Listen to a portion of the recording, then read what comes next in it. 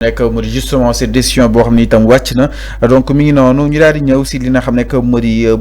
motivation bi li ko daal di motiver donc après la publication de la liste des médias reconnus le ministre des communications numériques passe à la vitesse supérieure maanaam dafa daal di jàll ñëw exactement si li nga xam ne que mu di application bi en effet jàpp leen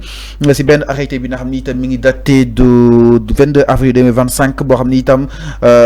rédaction bu Le Soleil digital jot na ko ni Aliou Sall dafa daal di ordonné la cessation immédiate de toute diffusion, parution ou publication de contenu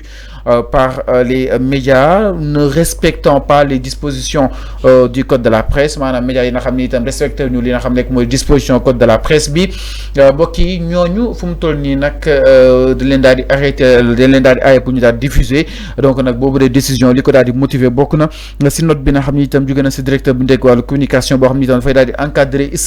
strictement le secteur de la presse et des communications en pleine mutation numérique surtout que aussi arrêté ministériel bi entreprise de presse yi nga xam ni itam ay entreprise de presse en peut-être en ligne là comme ñun nous sommes une presse en ligne te nekkuñu en conformité avec l'article 178 du code de la presse ñoom dañuy daal di dagg seen ay activités waratuñoo daal di diffuser ci sous peine de sanction maanaam képp ku diffuser ay sanctions yu rëy na la si daal di lu mën a fekk suñ ko daal di sukkandiku si 193 bi loolu itam bokk na si entreprise de presse écrite bi nga xam ni itam respecté wu ñu yenn si ay articles bokk na si 66 ak 72 ñoom itam. mën neen risque li nga xam ne que moo di ay sanctions jaarale ko say article 194 195 200 203 ak li nga xam ne que moo di 204 ma ni kon aujourd'hui l'audiovisuel n'est pas en reste toute entreprise de communication audiovisuelle aussi boo xam ni itam respecté woo li nga xam ne que moo di norme yi jëmale ko si article 94 du code de la presse loolu itam ñu lay daal di sàkku pour ñu daal di arrêter cette diffusion. Donc boobu de arrêté dafay daal di attaquer également la prolification de contenu non conforme et de fausse diffusion maanaam ñi nga xam ni itam dañuy daal di dugal ay contenu yoo xam ni itam dëppool ak yoon ak wàllu yoonal wala kon di am ay fausse diffusion même su nekkee dañ la reconnaître sax des fois am na loo xam ni itam soo ko dugalee yoon ak wàllu yoonal des na daal di dara ni sa kaw toute personne ou entité diffusant de tel contenu devra se soumettre aux dispositions du code pénal la ba tey ministre bi jàpp na ni nag ce texte dina ko daal di inscrire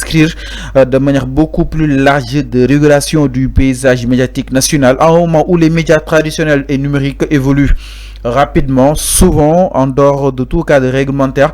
ministère bi mi ngi rappelé que benn attachement bu am solo dina ko daal di am ñu daal di mën a libérer presse bi waaye ñu daal di koy responsabiliser ñu daal di koy encadrer par les textes législatifs en vigueur moom itam jàpp na ni kaddu Aïssatou Diop Fall li mu daal di yëkkati que ni presse bi suñuy xool la da nga ko daal di xoj moom nag jàpp na ni presse bi dañ ko daal di libérer waaye libération boobu bu nu mel nag faaw mu daal di ànd ak yenn yi jëm ñu daal di koy encadrer daal di koy accompagner donc nag mi ngi noonu mu nekk poste bi nga xam ni itam le ministère bu ndekk wàllu ko communication def na ko par le biais justement d'un communiqué alors donc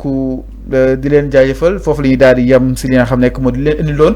daal di koy leeral concrètement donc ñi bindul woon ak aussi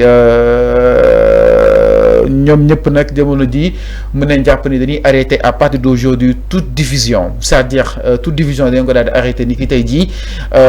képp ki nga xam ni itam yaa ngi insisté aussi mbokk yi jàpp leen le ministre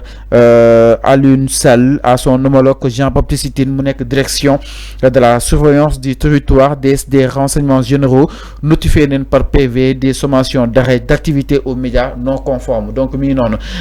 ñoom ñu si nekk di si liggéey en collaboration peut-être jàngat bi ñu si def rek mooy amaana ni presse bi tey lu muy yor si wàllu emploi bëri na aussi média en ligne bi il a été là si li nga xam ne que moo di période bi nga xam ni itam peut-être ñoom Ousmane Sonko Aliou Sall et compagnie ñu ngi doon dund li nga xam ne que moo di ay jafe-jafe on était là justement de faire justement ay live di ko aussi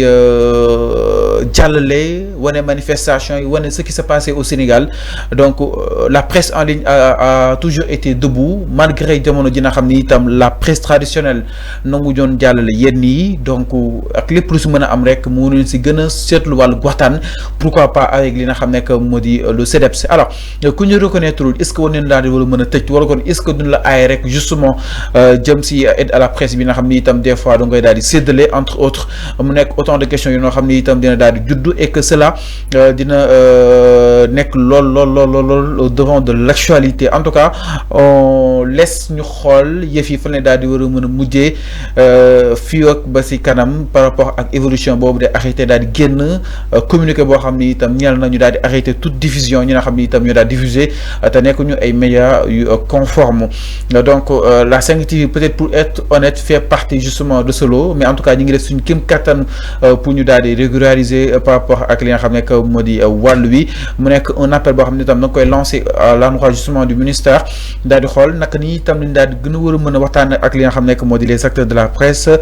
parce que l'essentiel nekkul pour daal di indi wala kon jëlee fi xëyuk ndaw ñi, mais plutôt l'essentiel moo nekkoon pour daal di réguler. Donc war nañ daal di wala mën a ànd ak li nga xam ne que moo di média yi ñu daal di réguler amal li nga xam ne que moo di justement seen ay régulation suñu mu gën a yaatoo exactement. Alors mbokk yi ñu leen di jaajëfal bu baax a baax ànd bi saa su nekk ak li nga xam ne que moo di Sénégal 5 TV. donc bu dara seen xel Sénégal 5 TV mi ngi si def kéem kàttanam justement pour daal di bokk si boobu da nga xam ne que moo di liste, mais lu jiitu loolu communiqué bi nag vu que wàcc na mu ñu si dara dañuy daal di dëppoo ak li nga xam ne que moo di yoon ak war a yoonal li nga xam ni itam wax na ko di la ñaanal ñu daal di gisawaat si jàmm ak salaam incha allah jërë ngeen jëf.